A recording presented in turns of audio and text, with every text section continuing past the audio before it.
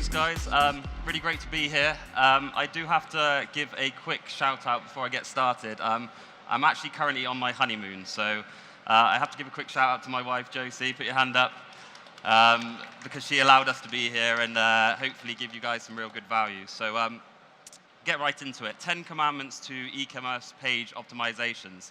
What I'm going to do is basically give you the top 10 tips that we feel these days, currently, are really working to boost your conversions on your landing pages. Now, it doesn't matter if we're talking about advertorials, pre-sales, funnels, Shopify stores, sales pages, product pages. These tips are going to work across all of these different pages. Just a quick show of hands. How many of you here are doing e-com? How many are driving paid traffic to e-com pages? Perfect. I'm on the right stage. That's good. So a little bit about me and why I'm here and how I can kind of give this advice. So I've ran a design development agency called Landing Page Guys for the past 6 years. We've worked with thousands of clients, generated thousands of landing pages. We're currently turning out between 50 and 100 projects and funnels per month. And we work in a results business, which means if our pages don't get results, if our pages don't convert, we're not in business. We wouldn't have been doing this for 6 years. We feed off our clients' data. So our clients will drive the traffic. They come back to us. They tell us what's working and what's not working, and then we kind of optimize from there.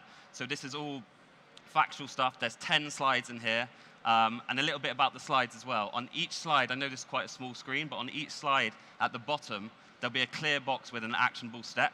So feel free to get your phones out, take pictures, take notes, because if you implement just one of these steps, I'm not expecting everyone here to go through all 10 slides and see, that you might pick one thing out of it. I'm not expecting everyone here to know everything. But if you just implement one of these slides and one of these tips, I can almost guarantee you'll see an increase in conversion rates. So if you're sat here now and at the end of the talk you're thinking 3 or 4 slides, they'll all add up to definitely a higher conversion rate. So make sure you take some pictures, take some notes. I will, if anyone wants the deck, just come and approach me afterwards, or we'll put it on our site, landingpageguys.com. But let's get into it. So step number 1, again, just by show of hands, how many of you are driving paid traffic to product pages? So straight to a product page. Okay, so a few of you. So if you are driving to a product page, you're doing it wrong. So we always recommend that you drive your paid traffic to a sales page. And by the way, if anyone has questions, just put your hand up, or I'm happy to answer questions at the end of the talk anyway, so note them down. But you're far better off driving your paid traffic to a sales page over a product page. Now, I'm going to go through in the further steps why you're better off doing this, and I'm also going to show you exactly how you lay out your sales pages. But you're going to see a far better conversion rate, and the reason is your product page you don't have much control over. Now, I know a lot of you are probably running traffic on, for example, Shopify, WooCommerce. Now, obviously on Shopify product pages, you can't really control too much. But when you develop a direct response sales page, you have full control over the layout, how it looks, how it flows, how it feels. You can optimize the site for page speed and all these kind of good stuff, which we'll get into further along. Another mistake we see is people will drive traffic to a sales page, and then when they click the call to action, so add to cart or whatever it may be, they'll take them to the product page. But by that point, people have already committed to buying your product. They've clicked that call to action. So you need to cut that step out. Whether you do it in a modal that pops out from the side, or whether you take them straight to the checkout, that's what you need to do. The most few steps you can take someone to getting that product, the better results you're going to see. So if you're driving to sales pages, then to a product page, just take the product page out. Just go straight to checkout. We can upsell them afterwards. We can do all that good stuff. Number 2, show of hands again. Sorry, it's going to be a bit like a yoga class, but how many people have heard of KISS? Keep it simple, stupid. Cool. So it's worth reading into, and a lot of these things that I say, it's not new information, but so many people will focus on, all these talks, and no disrespect, all these talks today are going to be about traffic, about scaling, about getting more out of your ad spend, but everyone forgets about the last step, and the last step is the landing page. You can get just as much uplift in conversions, in ROAS, in money, from optimizing your landing pages as you can to scaling and buying more traffic. So don't forget about your landing page. Keep it simple, stupid. So this one's quite simple, but I'm going to say this a lot, but put yourself in the mind of the consumer. So put yourself in the mind of the consumer and think, how can I simply lay something out so that I give someone just one call to action to go and add to cart, buy your product. All we want to do is sell. So we need to just get them straight into that process of selling. So strip away anything that doesn't do that. You'll see on the right here, this is an example of, we get a lot of clients who try and sell bundles, where it's 1 product, 5 product, 10 product. That's great, but ultimately, if you just give someone one option, it's going to convert better. If you just have one product, one call to action on the front end, I'm not saying you don't upsell them, I'm not saying you don't cross-sell them, but on the front end, just to get them into that funnel, one product. How do we do it? Keep it simple. So we have a clear headline, a sub-headline, and we're going to get into copy in a minute, in a further slide, but the copy should always talk about benefits over features, and we'll do that on another slide. And then supported by 5 or always go odd on your bullet points, so 3 or 5 bullet points that tells me why this product's going to benefit me. What's it going to do to benefit me? Okay? One clear call to action and keeping it stupid. So simple, stupid. So actionable step, remove any distractions. If you've got navigation, for example, get rid of it. If you've got social media links, get rid of them. Everyone thinks, oh, if I've got a big Facebook page or I need a big Facebook icon, I need to put it on my page. Rubbish, because the next thing you know, people are going to be clicking through to Facebook. 20 minutes later, they're looking at pictures of the neighbor's cat, and they don't know how they got there. And they won't come back to your page. So get rid of all distractions, keep it simple, stupid. Number 3, again, sorry, show of hands. Who'd heard of the ADA principle? Cool, so some of you haven't, which is really good, because this single-handedly, there's a couple of slides on here, but this single-handedly will have a really high effect on your conversion rates. Basically, the ADA principle, and I'm not going to do it justice here, you need to make sure you Google it and read it a little bit more, but the ADA principle stands for attention, interest, desire, and action. And it's basically how you walk people through your landing page. And I'm going to go through it now simply. Attention. The first section of your page, get their attention. Clear headline, like I said, supporting headline, 3 to 5 bullet points, and a clear call to action. But you need to get their attention. You've got 3 seconds on average to get your value proposition across above the fold before people will click off. So we need to make sure we get their attention. The next section, we now have their attention. We need to pique their interest. So now we go into the interest section. What do we include in here? Interesting facts about your product, the benefits. How is it going to benefit me as a user and a consumer in this section? Okay, so all I want to see is how simply I can buy and use this product and how it's going to change my life and benefit my life. That's interest. We then move to desire. Now, this section is really, really important, and we're going to go over this again in a bit more detail.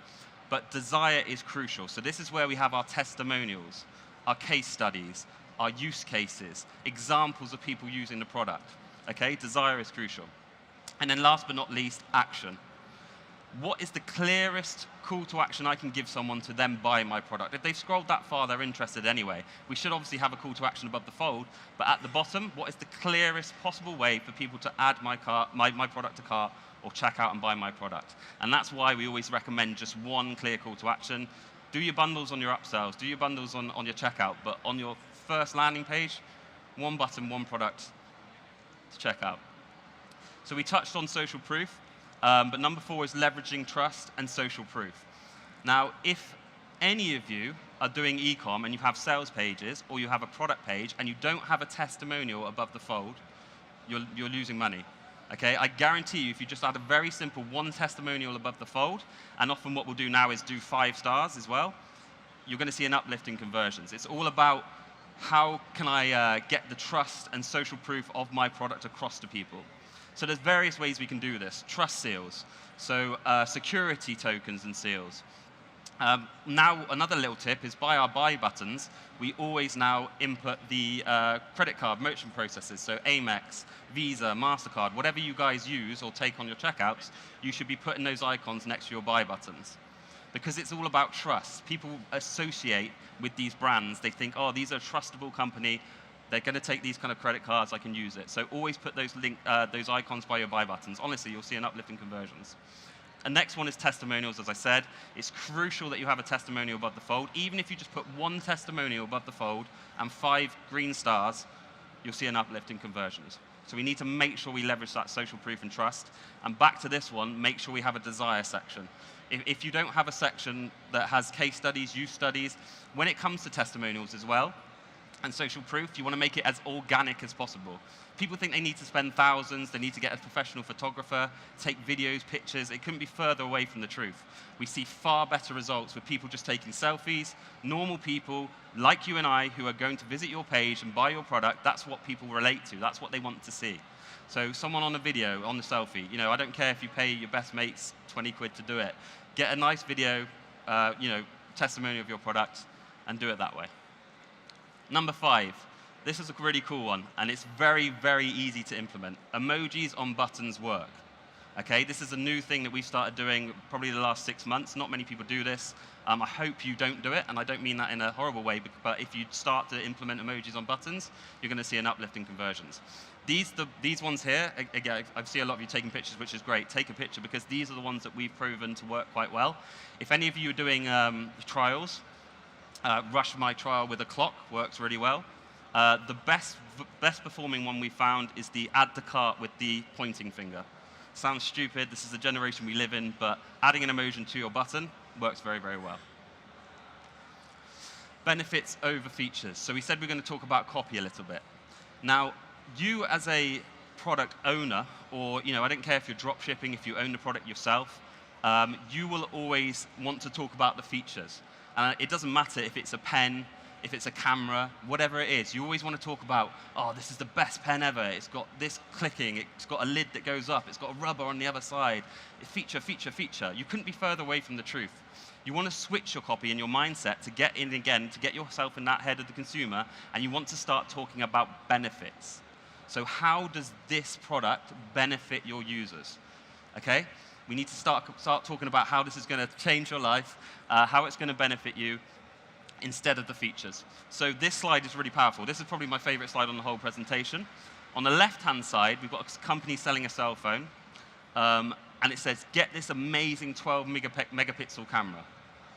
On the right-hand side, we're talking about a benefit, and we say, take incredible photos of your family that will last forever. This right-hand side image converted 3-4 times better than the one on the left, because we're talking about benefits. People will relate with benefits over the features. Number 7, and this is a really quirky one, kind of like the emojis on buttons. Fixing a call to action button on mobile will work really, really well. So what I mean by that, you can see the screen here. So as I scroll with my thumb, this button here stays pinned to the bottom of the screen. Okay, everyone on mobile is always like this with their thumb, and if you have to go searching for that call to action button, make sure it's not too big, just big enough to click, and so it doesn't take up much real estate above the button. But fixing a pinning on all of your pages. I don't care if it's the checkout, if it's the sales page, the product page. You shouldn't be going to product pages, but I don't care. Just fixing that button on scroll, you'll see so much more click-throughs. Again, do it on your advertorials. If you're doing pre-sales, if you're doing vlog articles, blogs, advertorials, pin that button to the bottom, especially obviously on mobile. Number 8, Pagespeed is live. Now, I'm sure everyone here has been told or read about optimizing their pages for Pagespeed for loading speeds, but how many of you have actually done it? Because again, I'm not being disrespectful, but most of you will just focus on the ads. You'll just focus on getting more spend, cheaper clicks, sending it to your page, but you're not focusing on something that can give you an instant uplift. This slide single-handedly will give you the biggest and quickest and easiest uplift in your conversion rates, just by making your page quicker. How do we do it? There's a few things on here, and I won't go through them all, but how do we do it? If we just go into gtmetrics.com, I think Ernest is having a good time next door. If we go to gtmetrics.com, or if you go to Google PageSpeed Insights, you input your landing page URL, and it will spit out results, and it will tell you how you can further optimize your page for page speed. Okay, so just go to any of those sites. Google Page Site Speed Test is very good because it will tell you the mobile, because often people will put it in GT metrics and just think that that's fine because that's your desktop page. Google will break it down into mobile as well, because sometimes pages on mobile can load way, way slower than they can on desktop. There's a stat that says for every 1 second decrease in load time, you'll see a 3 to 10% increase in conversion rates. Okay, so for every 1 second, your landing page loads quicker, you'll see a 3 to 10% uplift in conversion rates, whether that's a click-through and add to cart, it's amazing how many results you can get. And we all know now that Facebook are going to penalize you for slow pages as well. They give you a page speed score. How do we do it? Really easy things. Any of these sites, you can just send the link to your developer, or find someone on Upwork, or go see my sales guy after. But there's some really easy stuff. The biggest win you'll find is compressing images. Anyone in this room, even if you're not technical, I'm not technical, you can get your images, put them into a free compressor online, re-upload them, and you'll improve your page speed, you'll improve your conversion rates. This is so important. Number 9, adding an upsell. So I mentioned on the front end that we have one product, but if you guys don't have upsells in your funnel, then you're missing out on money, honestly. And most of you will say, well, I don't have another product. I don't know what to upsell. Well, there's loads of things you can upsell. You can just upsell more of the same product for a cheaper price, but it's the way you do it. So you have to have it in this layout. Sales page, then your checkout page, then a post-purchase one-click upsell. What I mean by that is we've already got them to purchase on the checkout. So we already have their credit card details, their billing details. We do a one-click post-purchase upsell after the sales happen, not before. Don't do it before, you've got to do it after. And all they have to do is click, yes, add the cart. Now again, I know some of you are sat here thinking, I'm on Shopify, or I don't have extra products to cross-sell. Just do more of the same product. Or you can do a VIP membership. You can do expedited support. There's loads of things you can do. Expedited shipping on an upsell. All these things can work. But yeah, a post-purchase one-click upsell. If you're on Shopify, just look for Zipify. Ezra's here somewhere, I'm sure. It's his software. Zipify one-click upsells are very easy to implement. Implement in your funnels, and you're going to see a lot more money. And last but not least, test. Now again, it's so important to test. Okay, all of these things here, these 8 things, are what we see implementing. When you implement them, we see the best results. But it's so important to test. I'm going to go through them quickly, but call to action text, so that's just simply changing the text of your buttons. Just spin it out for different combinations. There's a great tool called VWO, if some of you know of it. VWO.com is a great tool to do this. Call to action buttons, so the color of the buttons. And when we say test, always do one test at a time. Don't go in and test multiple different things, because then you won't get a clear snapshot of which test has worked. Test one thing at a time, make sure you get the best results, and then test something else until you're constantly improving on your control. Emojis, split test different emojis on your button. Price points, so do you do a more expensive product but cheaper shipping? Do you do more expensive shipping but a cheaper product on the front end? Test these things. Product images, and then your proposition as well. So actionable steps, start small, test one element at a time, find your winning combo, and then test more and more and more. Guys, thank you so much for listening. If you have any questions, I'd love to answer them. I'm also going to be at the Ecom Mixer with my team a bit later, so just come and approach us. We like beer and Prosecco, so we're happy to answer any of your questions. I'm not here to sell, but some of you are going to ask me about this sales page we've used in this example. You can actually, that was a page we built for Tim Bird, who's here today. I'm sure most of you know of him. If you go to landingpagelegends.com, we've got a little 10% discount off for you guys, but thank you very much. I'd like to answer any questions. Does anyone have any questions at all? Yeah. For mobile?